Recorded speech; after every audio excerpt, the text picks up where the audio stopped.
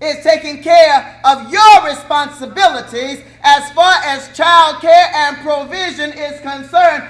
You ain't got up and cooked. You ain't got nan job. Your children still hungry at 12 noon, walking around talking about, can I have some more cereal? You are a lazy female. Get your lazy self up and cook some food for your children, because you're getting food stamps. And if you got food stamps, you ought to have a decent meal on the table, morning, noon, and night, and all in between. Don't you dare give your children a bowl of cold cereal every morning.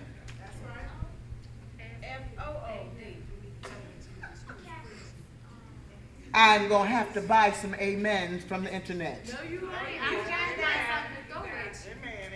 Amen. Don't tell me. Don't tell me. I was just in so much pain. I was just hurting so bad. I just didn't feel like getting up. And I always keep the cereal and stuff where they can get it. They won't fall and hurt themselves. And then they can eat it dry, or they can pour the milk on. I always keep everything where they can reach it and whatnot.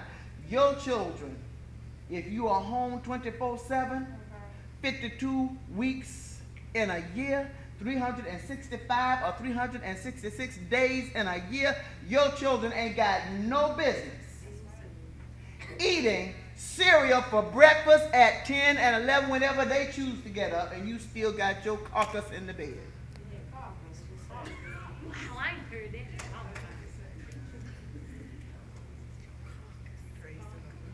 Here comes lunch, and you go boil a hot dog. Some noodles. Ramen noodles. Boil some water and pour it on some noodles in a cup, and then they ain't even got a decent bowl to eat it from. They just eat it from the little container that it came in. That is a shame before the master.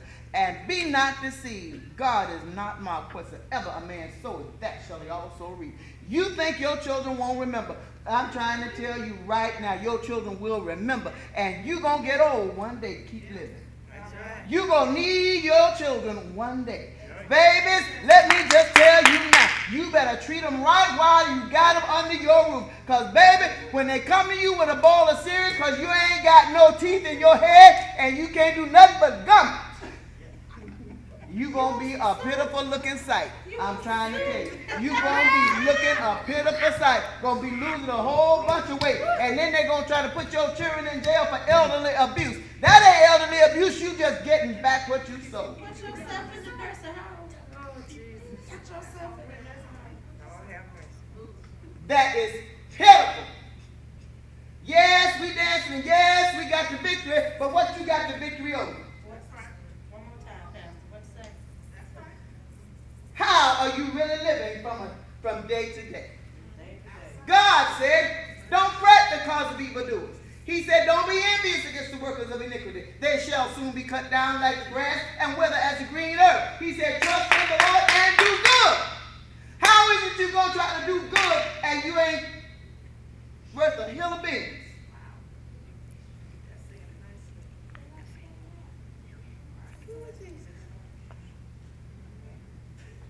Another year has rolled around.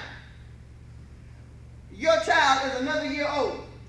And they have not seen any change in their environment except for a whole bunch of negativity. You don't ever have anything nice to say to your children, about your children. Get your little nappy-head self over there somewhere and sit down. What? Well, if I'm nappy-head, I got it from you.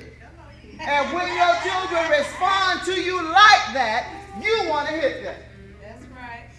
That's right. That's it. Keep living. Keep on living. Keep on living. What you put in your children is going to come out, and it's coming out sooner than later. Y'all got to come to me in the sanctified house.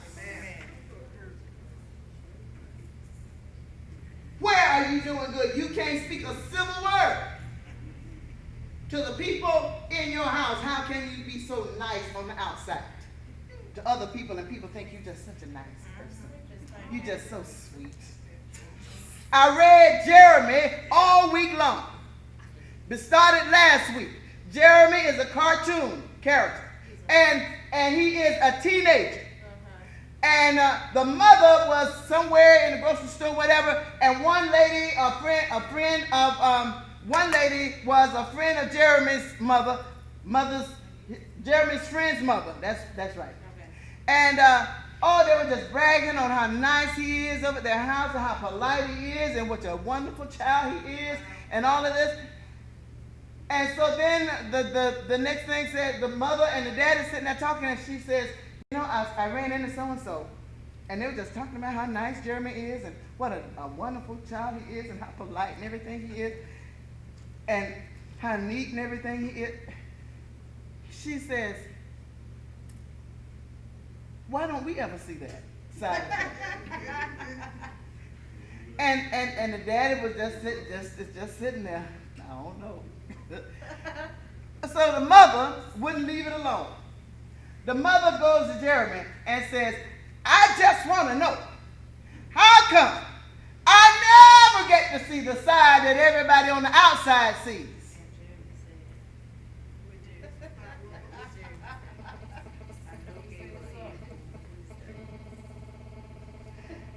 Jeremy just looked at his mother, because at this point, Jeremy was down on the floor and she was all in his face. I want to see the same thing everybody else sees. I want to see the good side of you. I want to see the polite side. I want to see the neat side, because you know Jeremy is the one whose room you can't even open the door for the stuff, because ain't nothing in place in his room. And the people outside think he's just such a neat child.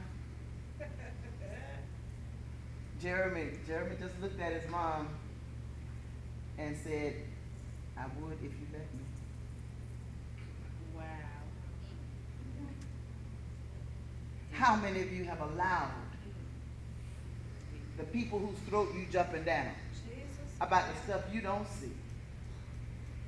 How many of you have allowed them to show you that side? Well, most of us, as far as children is concerned, we are saying, I'm going to need to see it now rather than later. You're taking too much time.